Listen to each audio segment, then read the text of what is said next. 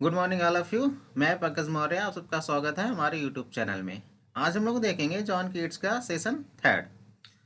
John Keats के session first में biography discuss किया और सेकंड में उनके इम्पोर्टेंट वर्क्स को डिस्कस किया है।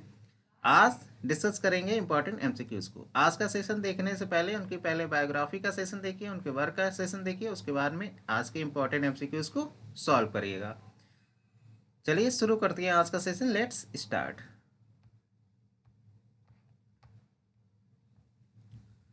Question number first, who said Keats was a Greek? किसने कहा है Keats was a Greek?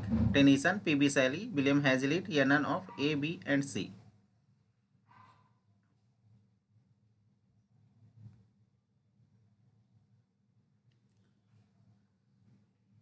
Question number first का करेक्ट आंसर हो जाएगा ऑप्शन बी। पीबी शैली ने कहा है Keats was a Greek. Question number second, the word Hellene means? Hellene का मतलब क्या होता है? फ्रेंच, जर्मन, ग्रीक या none of A, B and C?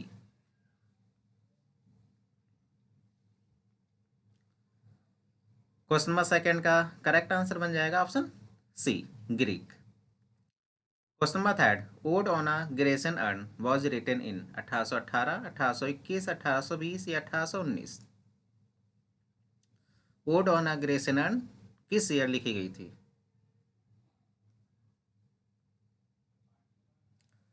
इसका करेक्ट आंसर हो जाएगा ऑप्शन डी, 1819 में लिखी गई थी odd on a Grecian earn.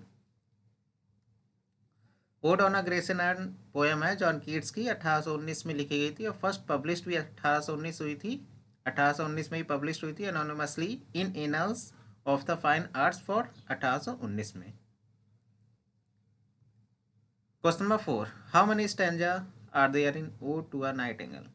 Ode to a nightingale poem में कितने स्टैंजा है? 6, 9, 8 या 7?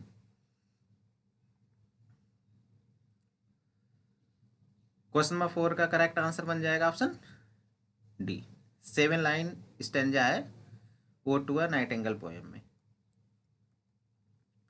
Question number five, beauty and truth were identical to? John Keats, Tennyson, PB Shelley, none of A, B and C?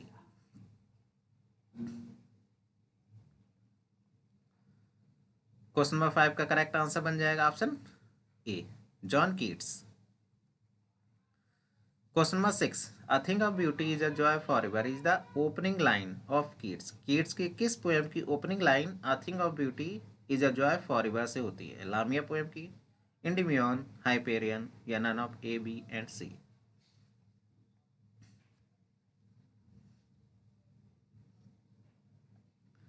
Question number six का correct answer बन जाएगा option B, Endymion poem की opening a thing of beauty is a joy for ever से होती है।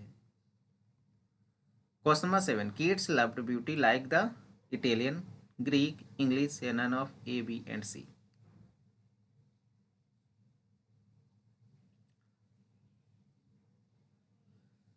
Question number seven का correct answer बन जाएगा option B, Greek. Keats loved beauty like the Greek. Question number eight, a critic said about Keats he is with Shakespeare. Who is this critic? एक critic है जिन्होंने कहा है John Keats के बारे में he is with Shakespeare।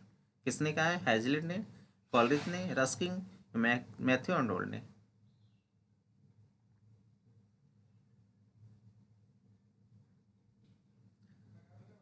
Question number eight का correct answer बन जाएगा ऑप्शन डी, मैथ्यू अर्नोल्ड ने कहा है जॉन कीट्स के लिए he is with Shakespeare। Question number nine, Keats said about himself my name is written in water, why did he say so? John Keats ने खुद के लिए कहा है माई name is written in water, क्यों कहा है? Because he had a premonition of his early death, because of his frustration in love, because he had no hope of his being remembered as a poet, because he suffered from consumption?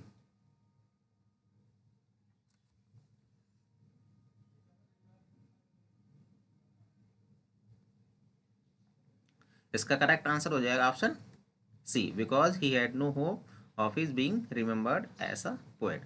क्योंकि उनको कोई उम्मीद नहीं थी कि उनको एक poet के रूप में याद रखा जाएगा, इसलिए उन्होंने अपने टोम में लिखवाया था, my name is writ in water. Question number 10, Endymion is the story of love between the hero Endymion and Venus, Proserpine, Agnes, Cynthia. Endymion एक लव स्टोरी है, किसके बीच की है?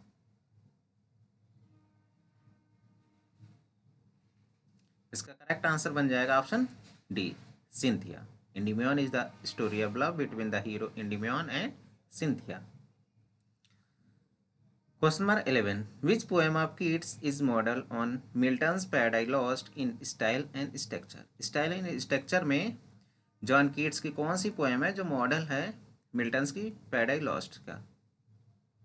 हाइपेरियन, इसाबेला, एंडिमियन या लामिया?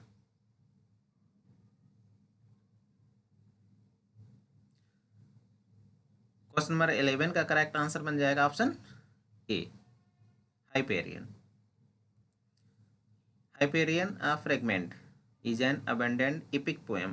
हाइपेरियन एक इपिक पोएम है 19th century English romantic poet John Keats की। It was published in Lamia, Isabella, Eve of Saint Agnes and other poems. 1820 में इनका एक वैल्यूम आया था, Lamia, Isabella, Eve of Saint Agnes and other poems के नाम से 1820 में इसी में हाइपेरियन पोएम को पब्लिश किया गया था।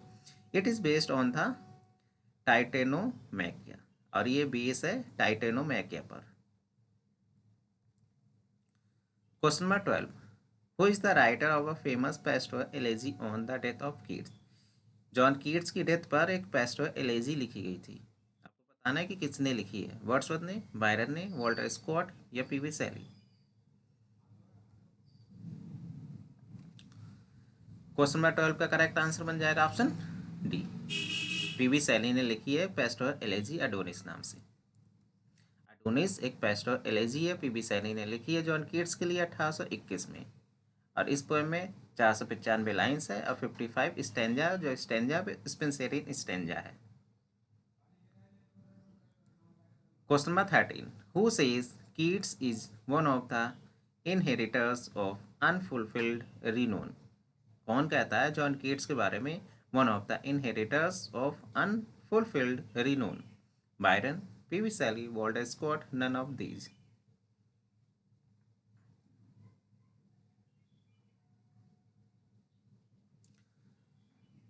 क्वेश्चन नंबर 13 का करेक्ट आंसर हो जाएगा ऑप्शन बी, पीवी शैली ने कहा है जॉन कीट्स के लिए one of the inheritors of unfulfilled renowned. Comment box में कमेंट करके बताइएगा पीवी शैली ने जॉन कीट्स के लिए ये जो कोटेशन है ये किस वर्क में कहा है। Question number 14, what was the total span of Keats life? 25 years, 24 years, 28 years या 26 ईयर्स? कितने साल जॉन कीट्स जीवित रहे थे? इसका करेक्ट आंसर हो जाएगा option A, 25 years. Question number 15, Isabella lover Lorenzo is treacherously killed by? Isabella का लवर है लोरेंजो, उसको धोखे से मार दिया गया था, किसके द्वारा मारा गया था? Her rival, lover, her brothers, her foster father, her uncle?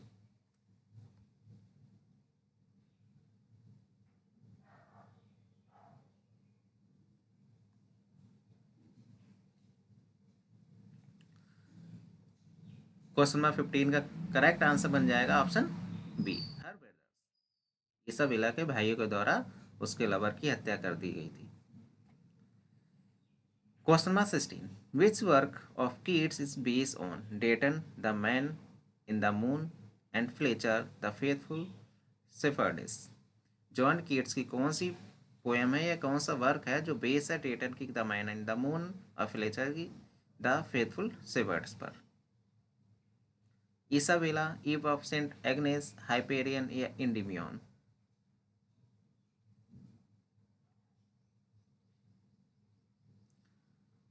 Question number 16 का करेक्ट आंसर बन जाएगा option D, Endymion. Endymion poem base है डेटन की the man in the moon पर एंड फ्लेचर की द फेथफुल शेफर्डेस पर। Question number 17, Madeline in the main character and heroine of a narrative poem of Keats, the poem is. Madeline एक main character है, heroine भी है। John Keats के किस poem का main character और heroine है? Eve of Saint Agnes, ewe of the Saint Mark, Hyperion, इंडिमियन।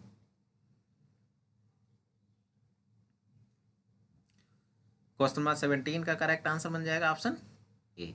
Ewe of Saint Agnes का मेन कैरेक्टर और मेन हीरोइन है Madeline. Question number 18, Keats was a Greek born in England, why is it said so? Keats was a Greek born in England, ऐसा क्यों कहा जाता है? Option A में because Keats had great fascination for Greek heroes. Option B because Keats was a highly sensuous poet like the Greek poets.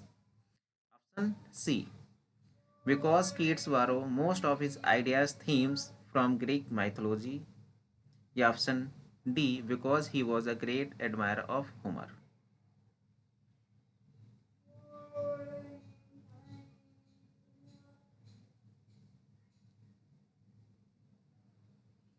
इसका correct answer हो जाएगा option C, because Keats borrow most of his ideas themes from Greek mythology, क्योंकि John Keats ने ज़्यादातर अपने work या अपने poem की जो थीम ली है वो ग्रीक माइथोलॉजी से ली है, इसलिए कहा जाता है Keats was a Greek born in England. Question number 19, who is the main character hero of Keats Lamia? Lamia का मेन कैरेक्टर कौन है? Lycius, Porphyro, Lorenzo, Clymene.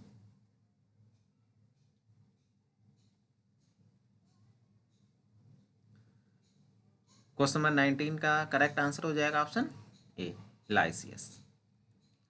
Question number 20, Keats volume of poems of 1817 was dedicated to? Keats का जो volume of poems of 1817 है किसको dedicated है? Spenser को, Fanny Brawne, Wordsworth, Leigh Hunt.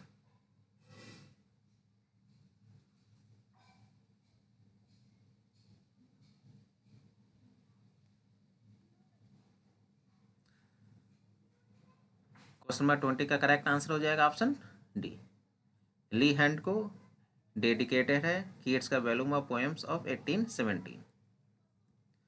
Question number 21, Keats la belle dame sans merci is a? Keats की poem है la belle dame sans mercy, ये क्या है? लिरिक है, बैलेड है, सोनेट है या सॉन्ग है? क्वेश्चन नंबर 21 का करेक्ट आंसर हो जाएगा ऑप्शन बी, ये एक बैलेड है, लिटरेरी बैलेड है, la belle dame sans mercy.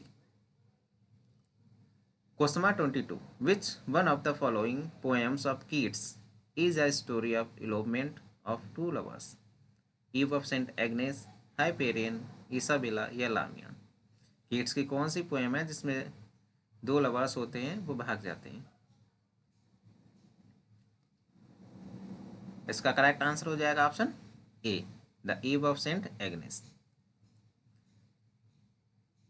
Ewe of Saint Agnes में दो करेक्टर आते हैं, पोफाइरो और मेडलाइन, ये दोनों भाग जाते हैं। Saint Agnes essentially eloping, control of the night of Saint Agnes essential eloping. ये दो करेक्टर भी याद रखिए कि किस पोएम में आया है, पोफोरियो और Madeline. Question number 23, which work of Keats is based on Burton the anatomy of melancholy?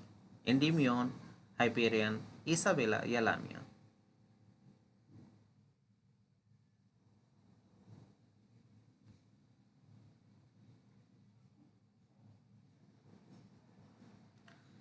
Question number 23 का करेक्ट आंसर हो जाएगा option D, Lamia. Lamia poem है ये बेस है बर्टन की the anatomy of melancholy. Question number 24, Isabella is the story of love between Isabella and Porphyro, Lorenzo, Plesius, Corinth. Isabella एक story है, love story है, between किसके बीच की है? इसाबेला एंड,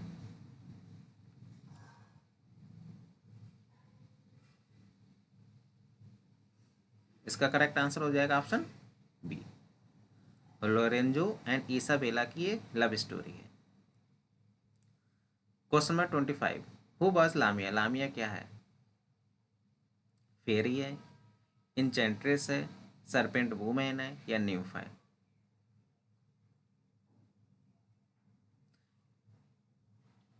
इसका करेक्ट आंसर हो जाएगा ऑप्शन सी। लामिया एक सरपेंट वुमेन है। कमर के ऊपर का हिस्सा वुमेन का रहता है, कमर के नीचे का हिस्सा एक स्नेक का रहता है, इसलिए सरपेंट वुमेन होती है। Question number 26, Hyperion present a war between Saturn and Archangel, gods and devils, titans and Olympians, Greek and Trojans। Hyperion poem है, ये प्रेजेंट करती है एक वॉर को। किसके बीच ये वॉर को प्रेजेंट करती है? इसका करेक्ट आंसर हो जाएगा option C, Titans and Olympians. Question number 27, Keats poetic genius developed between. Keats का जो पोएटिक जीनियस है ये डेवलप हुआ था किस पीरियड में? 1814, 1820, 1815, 1821, 1815, 1820 या none of A, B and C?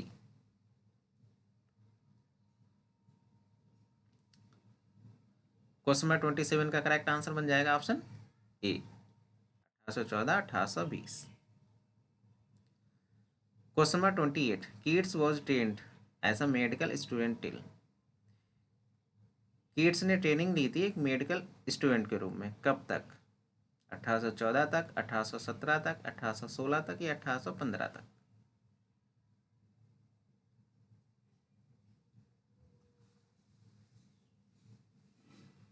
इसका करेक्ट आंसर हो जाएगा ऑप्शन डी, 1815 तक। एक्सप्लेनेशन देखिए, Keats was trained as a medical student at Guy hospital in London. He began his studies there in October 1815। He was also apprentice to a surgeon before enrolling at Guy's hospital. Keats apprentice कराए थे, apprentice उनकी ख़त्म हो गई थी 1815 में। 1815 में इनका एनरोलमेंट हो गया था गाई हॉस्पिटल में, ये मेडिकल स्टूडेंट बन गए थे।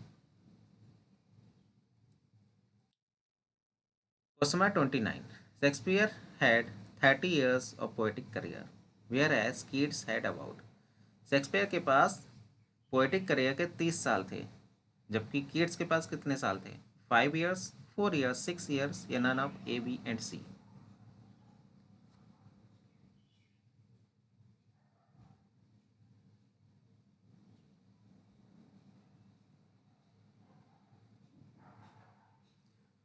क्वेश्चन नंबर 29 का करेक्ट आंसर बन जाएगा option C, 6 year। Shakespeare had 30 years of poetic career whereas Keats had about 6 year।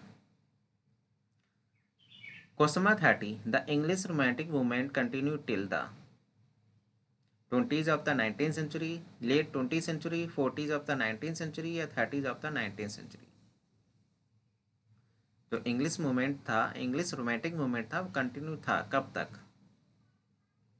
इसका करेक्ट आंसर हो जाएगा option D, 30s of the 19th century तक ये कंटिन्यू था इंग्लिश रोमांटिक मूवमेंट।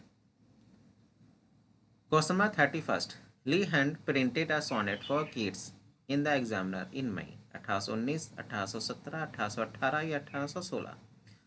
ली hand ने प्रिंट कराई थी एक सोनेट किड्स के लिए अपने एग्जामिनर मैगजीन में, किस ईयर प्रिंट करवाई थी?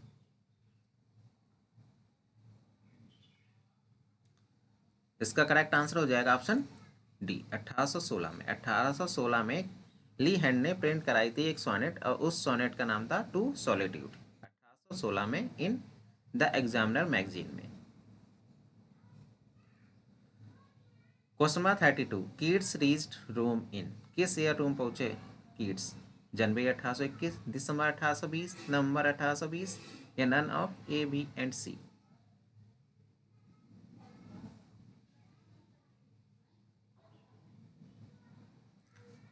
क्वेश्चन नंबर 32 का करेक्ट आंसर हो जाएगा ऑप्शन सी, नवंबर 1820 में ये रोम पहुंच गए थे। कमेंट बॉक्स में कमेंट करके बताइएगा कि ये रोम किसके साथ गए थे, जॉन कीट्स रोम किसके साथ गए थे, कमेंट बॉक्स में कमेंट करके बताइएगा। John Keats reach Rome in November 1820 and died on February 23, 1821। Rome पहुंच गए थे 1820 में, इनकी मृत्यु हो गई थी 1821 में, 23 फरवरी को। Question number 33, the English romantic movement started towards था, कब से स्टार्ट हो गया था English romantic movement? Mid of the 18th century, start of the 18th century, end of the 18th century, none of A, B and C.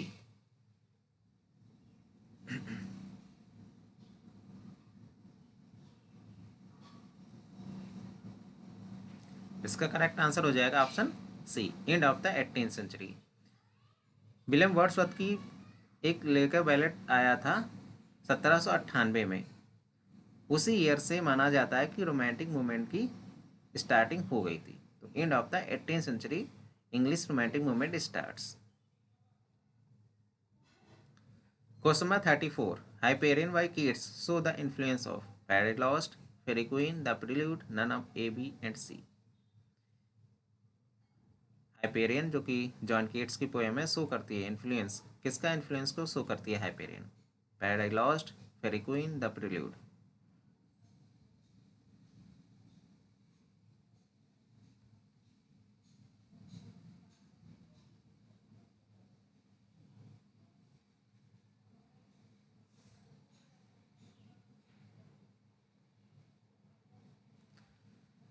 Question number 34 का correct answer हो जाएगा option ए, paradise lost.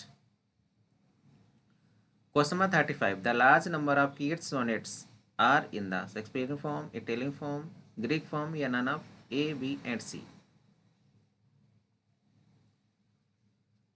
Question number 35 का correct answer बन जाएगा option B, Italian form. John Keats के जो ज़्यादातर sonnets है वो इटालियन फॉर्म में लिखे गए हैं। आप कमेंट बॉक्स में कमेंट करके बताइएगा विलियम वर्ड्सवर्थ और जॉन मिल्टन ने किस फॉर्म में सोनेट लिखे हैं। Question number 36, what was the cause of the death of Keats at such an early age? क्या कारण था कि जॉन कीट्स की उम्र इतनी जल्दी हो गई थी? Frustration in love, adverse criticism of his poetry, drowning, disease of consumption.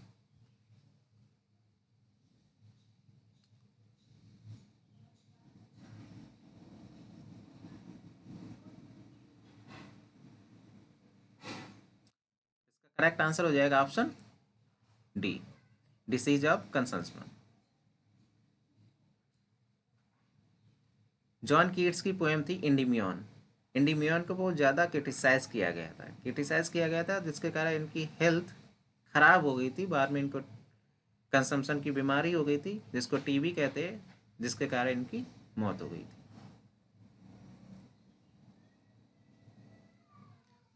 Question number 37, how did Keats begin his career? John Keats ने अपने करियर की शुरुआत कैसे की? As an apprentice to an apothecary, as a proof reader in publisher firm, as a sub-editor of a local newspaper, as a clerk in an office.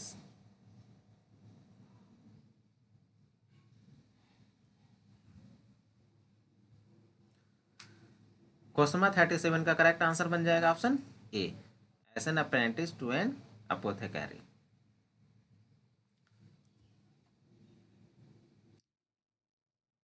Question number 38, A thing of joy is a joy forever. A verse tale of Keats begins with this line. Which tale is it? John Keats की कौन सी poem की starting thing of joy is a joy for ever से होती है? Hyperion, eve of Saint Mark, eve of Saint Agnes या Endymion? इसका correct answer हो जाएगा Endymion. Question number 39, one of Keats odes ends with the line forever will thou love and see be fair. Which ode is it? John Keats की किस odd की ending इस line के साथ होती है? Forever will thou love and see be fair. Ode to Psyche, ode to nightingale, ode on melancholy या ode on a grace and urn?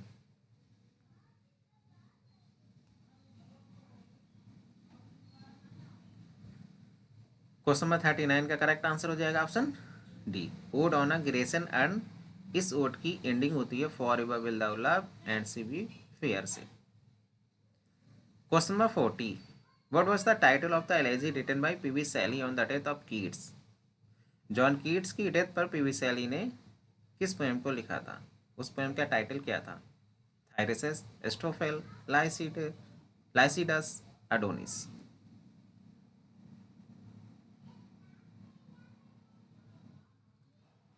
Question number 40 का करेक्ट आंसर हो जाएगा option D, Adonais. Question number 41, referring to Adonais. Adonais को refer करके PB Shelley ने लिखा है, said I have dipped my pen in consuming fire for his destroyers. Who were those destroyers? कौन है destroyers? Editor of the London Magazine, editor of Quarterly Review, editor of Blackwood Magazine, या editor of both Quarterly Review and Blackwood magazine?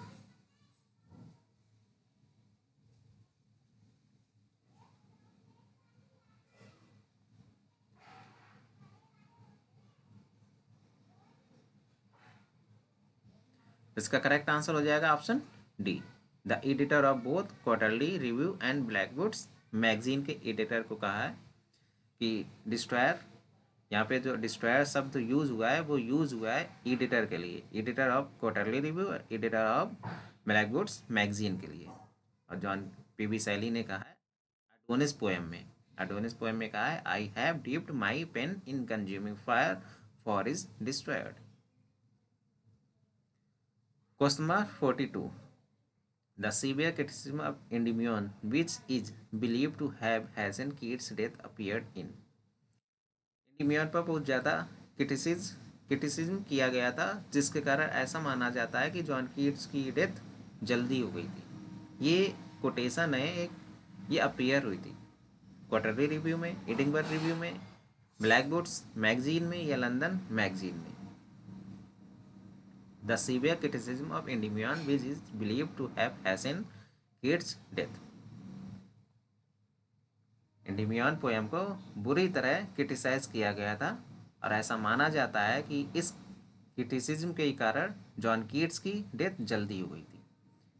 यह appear हुआ था। इसका correct answer हो जाएगा option ए, quarterly review में। एक्सप्लेनेशन देखिए, ये जो सीवियर क्रिटिसिज्म है of John Keats' Endymion, which is believed to have hastened his death, appeared in the Quarterly Review। और ये रिव्यू दिया था जॉन विल्सन क्रोकर ने।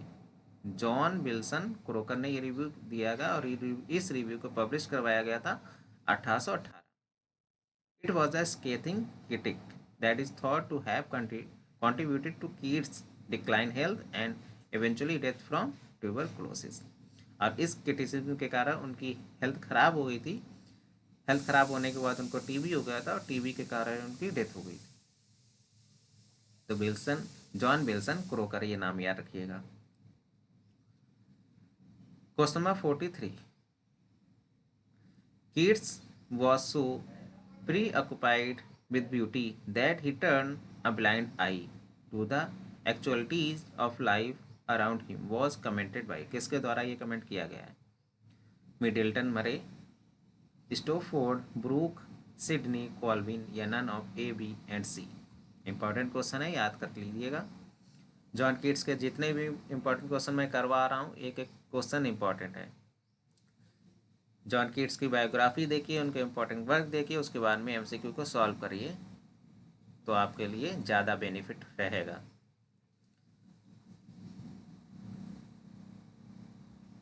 इसका करेक्ट आंसर बन जाएगा ऑप्शन बी। स्टोफोर्ड ब्रूक ने कहा है, Keats was so preoccupied with the beauty that he turned a blind eye to the actualities of life around him। Question number 44, आपको बताना है, ये इंपॉर्टेंट लाइन है। ये इंपॉर्टेंट लाइन किस ओर से ली गई है? Away away for I will fly to thee, not charioted by Bacchus and his pards. Ode to Psyche, ode to nightingale, ode on melancholy, या ode on a Grecian urn? Question number 44 का correct answer बन जाएगा option B, ode to a nightingale से ये line ली गई है। Away away for I will fly to thee, not charioted by Bacchus and his pards. Question number 45, which is not a poem by Keats. Keats के द्वारा कौन सी poem नहीं है ये? Solitary reaper, eve of Saint Agnes, ewe of Saint Mark's, या none of A, B and C? इसमें से कौन सी कीट्स की पोएम नहीं है?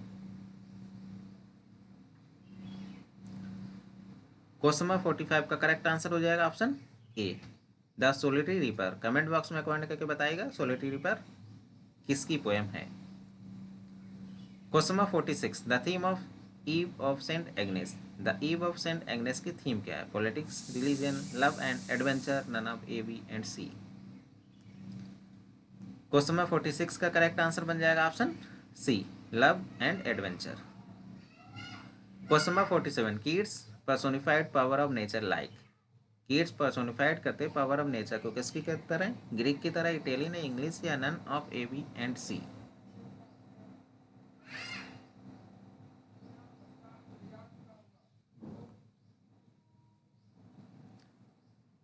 क्वेश्चन नंबर 47 का करेक्ट आंसर हो जाएगा option A, Greek. Question number 48, who were among the romantics who deal with medieval life? Byron, Keats, Coleridge, Scott, Wordsworth या none of A, B and C.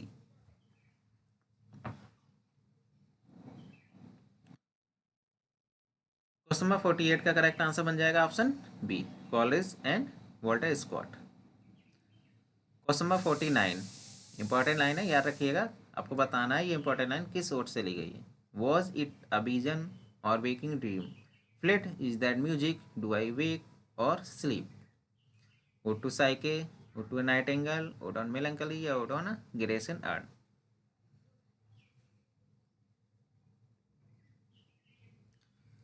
Question number 49 का correct answer हो जाएगा option B, ode to nightingale से important line ली गई है। Was it a vision or a waking dream? Fled is that music, do I wake or sleep? Question number 50, who remark about kids? किसने ये remark दिया है John Keats के बारे में? There is something of the innermost soul of poetry in almost everything he wrote. Lowell, Matthew Arnold, Tennyson, none of A, B and C. Very important question है, हर exam में ये question आ सकता है, चाहे बीपीएससी हो, RPSC हो, TGT, PGT हो, कोई एग्जाम हो टीचर का, हर एग्जाम में आएगा।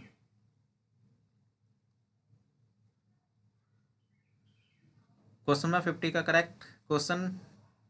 करेक्ट आंसर बन जाएगा ऑप्शन सी, टेनिसन। टेनिसन ने रिमार्क दिया है जॉन कीट्स के बारे में और कहा है कि there is something of the innermost soul of poetry in almost everything he wrote. Question number 51, who among the following is celebrated in John Keats line on the Mermaid Tavern? Jack ripper, Bryson of the park, Jack giant killer, Robin hood?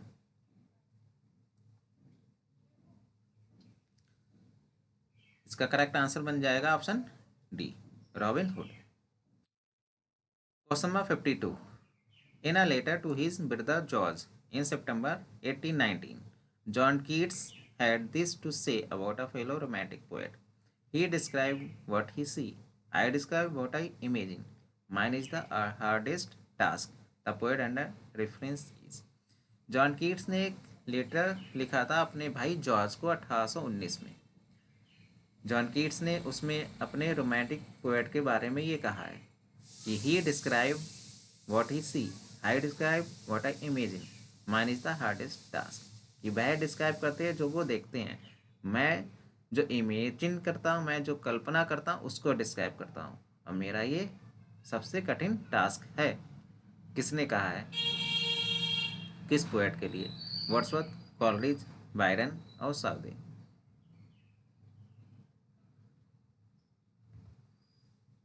John Keats ने ये statement किसके बारे में कहा है?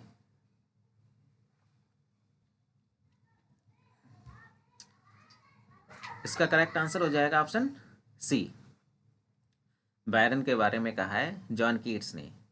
John Keats ने अपना letter लिखा था एक अपने भाई जॉर्ज में, उस लेटर में ही कहा है बायरन के बारे में कि ही डिस्क्राइब व्हाट ही सी, कि बायरन वो डिस्क्राइब करते हैं जो वो देखते हैं, और मैं वो डिस्क्राइब करता हूँ जो मैं कल्पना करता हूँ, और यह मेरा सबसे कठिन टास्क है।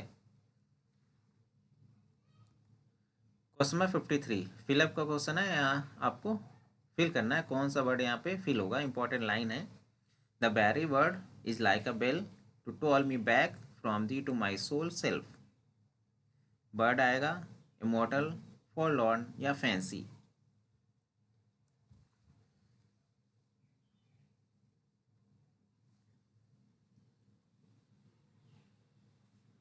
क्वेश्चन नंबर 53 का करेक्ट आंसर हो जाएगा ऑप्शन सी, फॉरलॉर्न।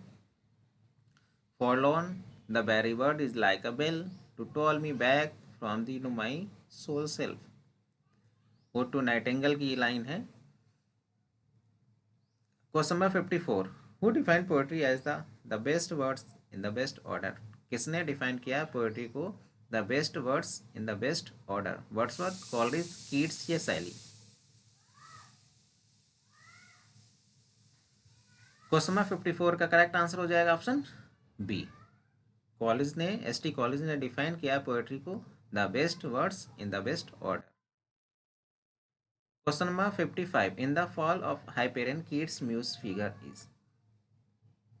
जॉन कीट्स की पोएम है फॉल ऑफ हाइपेरियन, इसमें एक म्यूज फिगर आया है। म्यूज फिगर कौन है? Theia, Moneta, Lamia, Calliope.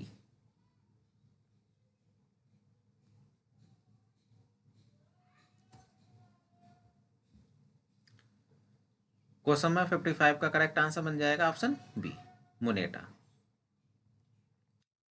Question number 55, important line है, आपको बताना है कि ये इंपॉर्टेंट लाइन किस पोएम से ली गई है। A rosy sanctuary will I dress with the wreathed trellis of a working brain Adonais put to Psyche eve of Saint Agnes या इंडिम्योन। किस पोएम की ये कोटेशन है?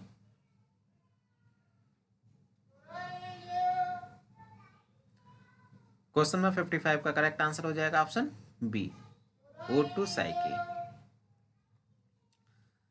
Question number 56, with what does the speaker claim to be half in love in ode to a nightingale. जो speaker दावा करते हैं, क्या दावा करते हैं कि हाफ इन लव, आधे प्यार में है, इन ओ टू अ नाइटिंगेल। किसके साथ आधे प्यार में है? किसके साथ आधे प्यार में है? स्पीकर किसके साथ आधे प्यार में है? इस टाइप का दावा करते हैं ode to a nightingale poem में। Nightingale's, haunting melody, scented flavour, early summer, night sky, all the stars, peace that comes with death.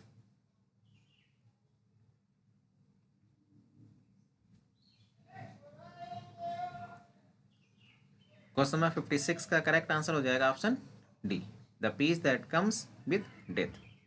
Speaker दावा करते हैं ओ टू नाइटिंगेल पोएम में कि वो डेथ के साथ आधे प्यार में है। करेक्ट आंसर हो जाएगा option D, the peace that comes with death. Question number 57, which Keats poem was originally intended to be part of the collection of Burst Tale based on the story of Boccaccio। John Keats की कौन सी poem है जो base है बोकासियो की stories पर? The Eve of Saint Agnes, Lamia, Isabella या Hyperion.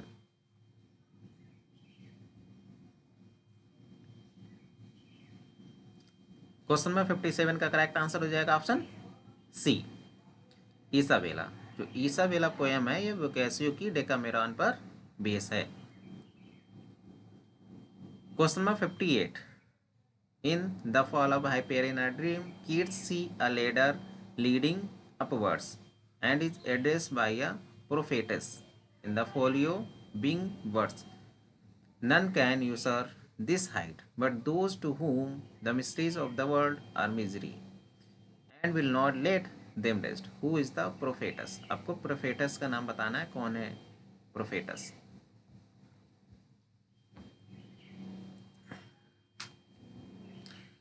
Fall of Hyperion में जॉन कीट्स देखते हैं ग्लेडर को ऊपर जाते हुए, और उसको जॉन कीट्स ने ग्लेडर को ऊपर जाते हुए देखा है और उसको एड्रेस किया है एक प्रोफेटस ने। आपको उस प्रोफेटस का नाम बताना है। प्रोफेटस ने कहा है in the following words में, none can usurp this height but those to whom the mysteries of world are misery and will not let them rest. Prophets का नाम आप बताइए।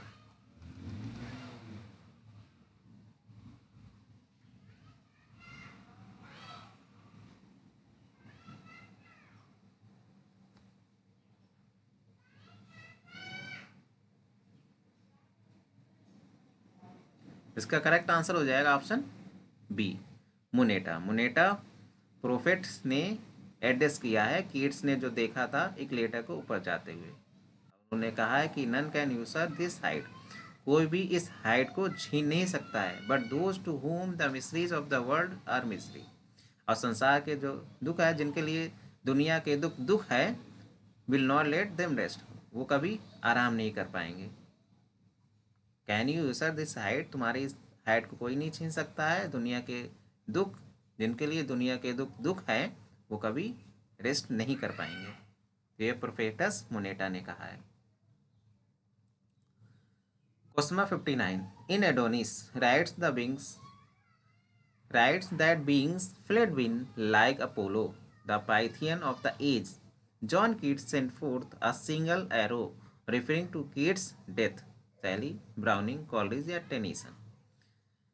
एडोनिस पोएम में राइट्स लिखा है, किसने लिखा है? Being fled wind like Apollo, Pythian of the age, John Keats sent forth a single arrow, referring to Keats death. इसका करेक्ट आंसर हो जाएगा ऑप्शन ए, पीबी शैली ने कहा है एडोनिस पोएम में। Question number 60, Shelley Keats was a Greek born in England. क्यों कहा गया है? ये अभी पीछे करवा चुके हैं। इसका करेक्ट आंसर हो जाएगा ऑप्शन ए, बिकॉज क्योंकि कीट्स ने अपनी ज़्यादातर पोएम की थीम ग्रीक माइथोलॉजी से ली है, इसलिए कहा गया है Keats was a Greek born in England. Question number 61, one of Keats poetry is the conflict between everyday world and eternity, eternity bold या नन। इसका करेक्ट आंसर हो जाएगा option A, everyday world and eternity. Question number 62. What does Keats find in delight and pain? He finds melancholy in delight and pleasure and pain, sadness, mourning या none.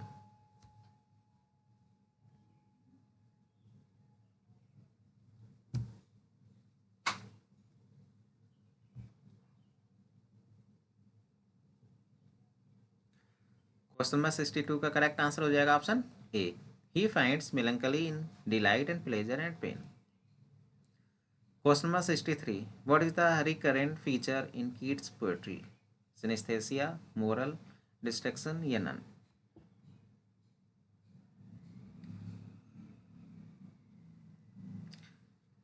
Keats की poetry में recurrent feature क्या है? तो इसका correct answer हो जाएगा option A, synaesthesia. Question number 64. Escapism can be noticed in Keats work. Keats के किस वर्क में नोटिस किया जा सकता है कि एस्केपिज्म के बारे में? Ode to duty, ode to grace and urn, ode to nightingale या नन। कीट्स के किस वर्क में देखा जा सकता है एस्केपिज्म को? इंपॉर्टेंट क्वेश्चन है, याद रखिएगा। इसका करेक्ट आंसर हो जाएगा option C, ode to nightingale poem में एस्केपिज्म को नोटिस किया जा सकता है या देखा जा सकता है। Question number 65. Pure poet is the title is given to. Pure poet किसको कहा जाता है? वर्ड्सवर्थ, बायरन, कीट्स या Shakespeare.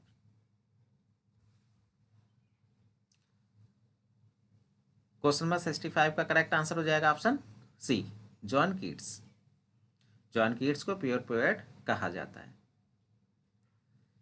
Question number 66. The word Hellenism is associated with. जो हेलेनिज्म वर्ड है ये किसके साथ एसोसिएटेड है? John Keats, William Wordsworth, Lord Byron या नन। क्वेश्चन नंबर 66 का करेक्ट आंसर हो जाएगा option A, John Keats. Question number 67. Who published Keats sonnet O solitude? Leigh Hunt, Byron, Wordsworth या नन।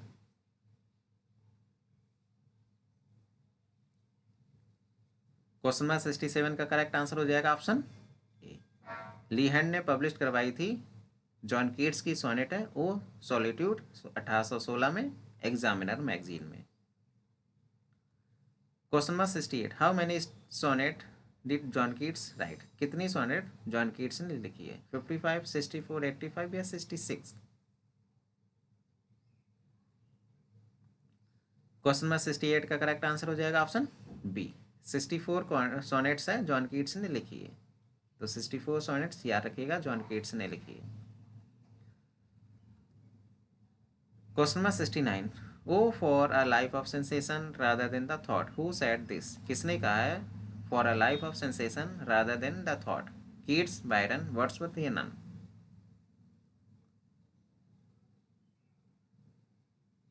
69 का करेक्ट आंसर हो जाएगा ऑप्शन ए। जॉन कीट्स ने कहा है for a life of sensation rather than the thought. Question number 70, whom does Keats advise to load every rift with ore? Keats, Byron, Wordsworth, PV शैली। John Keats किसको advice दे रहे हैं कि load every rift with ओर? इसका correct answer हो जाएगा option D. PV Shelley को advice देकर कह रहे हैं कि load every rift with ore. Keats ने एडवाइस दिया पीवी शैली को load every rift with ore, और ये एडवाइस लेटर लिखा था अपने शैली फ्रेंड थे। ये एडवाइस दिया एक लेटर में, जो कि एक लेटर लिखा था पीवी शैली को 1820 में। उस लेटर में ही इन्होंने एडवाइस दी है पीवी शैली को load every rift with ore. Keats का ये फ्रेज इशारा कर रहा है एडवर्ड स्पेंसर की फ्रीक्वेंस की तरफ, स्पेशली उसमें एक लाइन है metal rotate every rift. Question number 71, where was John Keats born? John Keats का जन्म कहाँ हुआ था? मूरगेट, लंदन, इंग्लैंड, अमेरिका या नन? इसका करेक्ट आंसर हो जाएगा ऑप्शन ए, मूरगेट, लंदन में हुआ था। उनकी डेथ हो गई थी रोम में। Question number 72, which period of John Keats has called the most pleasant time in Keats life by Cowden Clarke, a close friend of Keats? John Keats का कौन से पीरियड है जिसको कहा गया है मोस्ट प्लेजेंट टाइम कीट्स की life में? काउडेन क्लार्क इनके फ्रेंड है, इनके द्वारा ही कहा गया है most pleasant time. Keats lodging in the attack above the surgery at 7 Church Street. His visit to the Lake District. Keats stay in Italy या none?